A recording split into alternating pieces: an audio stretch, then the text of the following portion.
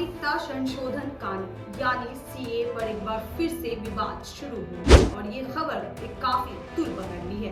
लोकसभा चुनाव के तारीख के ऐलान होने से पहले ही देश भर में सिटीजनशिप अमेंडमेंट एक्ट लागू किया जा सकता है। भारतीय नागरिकता संशोधन अधिनियम पर 5 साल पहले ही संसद में पेश किया था। हालांकि देश भर में विरोध प्रदर्शन भी चल रहा है। आज तक लागू नहीं हो पाया कि कानून अब एक बार फिर से चर्चा में आ गया है। इसलिए इस वीडियो में आज हम आपको बताएंगे कि सीए क्या है, संबंधित जानकारी देंगे। आखिर देश भर में मसला क्या है और इसे लागू करना चाहिए या नहीं।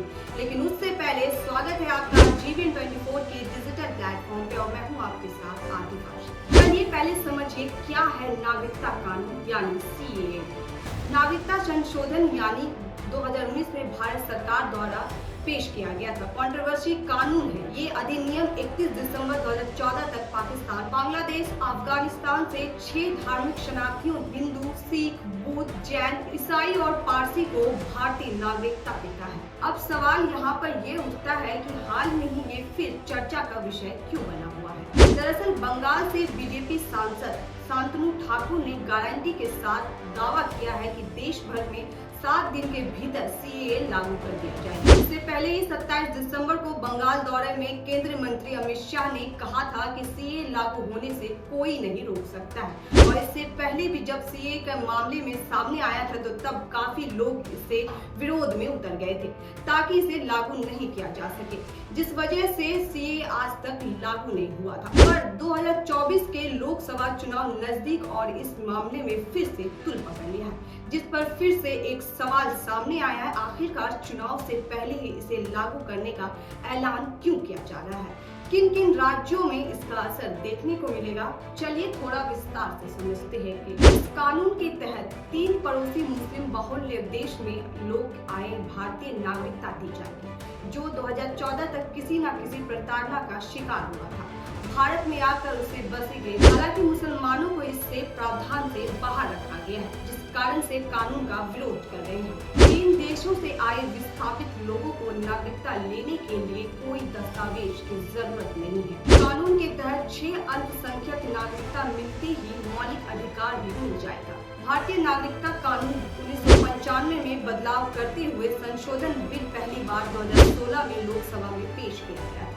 तब लोकसभा में बिल पास हो गया था, लेकिन राज्यसभा में अटक गया था। बाद में इसे संसदीय समिति के पास भी भेजा गया था। 2019 में चुनाव में मोदी सरकार फिर से सत्ता में आई, तब बिल दोबारा संसद में पेश किया गया था। दिसंबर 2019 में बिल संसद में दोनों सदनों से पास हो गया था और इसके बाद राष्ट्रपति की मंजूरी भी मिल गई थी। इस दौरान देश भर में बड़ी स्तर पर विरोध प्रदर्शन भी थे। दिल्ली के शाहीन बाग समेत कई इलाकों में कई महीना तक धरना प्रदर्शन चल रहा था। हालांकि फिर कोरोना काल महामारी की वजह से सब ठप हो गया। पिछले लोकसभा और विधानसभा चुनाव में बीजेपी के लिए सीए लागू करने का वादा एक प्रमुख चुनाव मुद्दा था। बीजेपी का मानना है कि सीए लागू हिंदू राष्ट्र के बाद उनकी एजेंडा आगे बढ़ सकती है और हिंदू वोटर को उनकी पार्टी की ओर आकर्षित कर सकता है, खास करके उन राज्यों में जहां पर पहले से हिंदू की आबादी काफी ज्यादा थी। एक रिपोर्ट के अनुसार असम में 20 लाख से ज्यादा हिंदू बांग्लादेशी अवैध रूप से रह रहे थे। ऐसा ही कुछ हालात दूसरे राज्यों की है। इन राज्यों में रहने वाले मूल निवासी को डर है कि सीए लागू होने से अल्पसंख्यक को दबाव बढ़ जाएगा।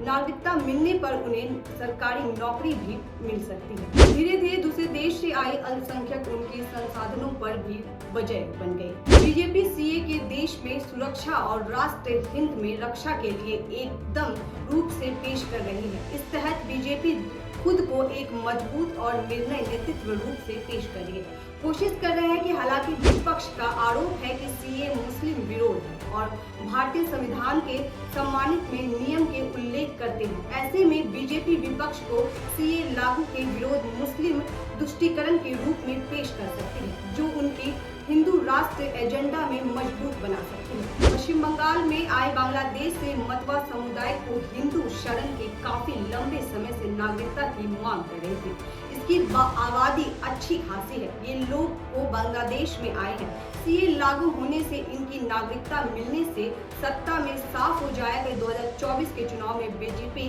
मतुआ समुदाय को लुभाकर अपनी सियासी जोड़ मजबूत बना सकती है। 2019 में लोकसभा चुनाव और 2021 में बंगाल विधानसभा चुनाव में बीजेपी मतुआ समुदाय पर पकड़ बना रही है, बड़ी कामयाबी हासिल की थी।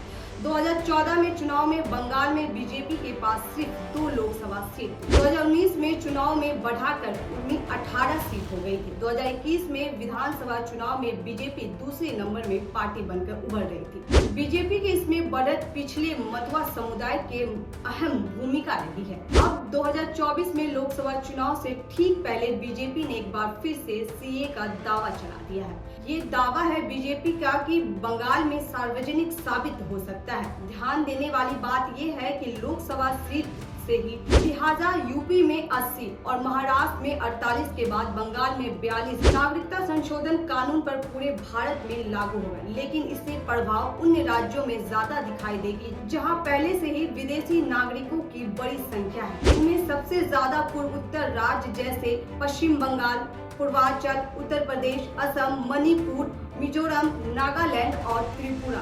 नॉर्थ ईस्ट अल्पसंख्यक बंगाली हिंदुओं का गढ़ माना जाता है। पिछले दशक में पाकिस्तान, बांग्लादेश, अफगानिस्तान और अरुणाचल में प्रवेश होकर बड़ी संख्या में लोग भागकर भारत आने लगे।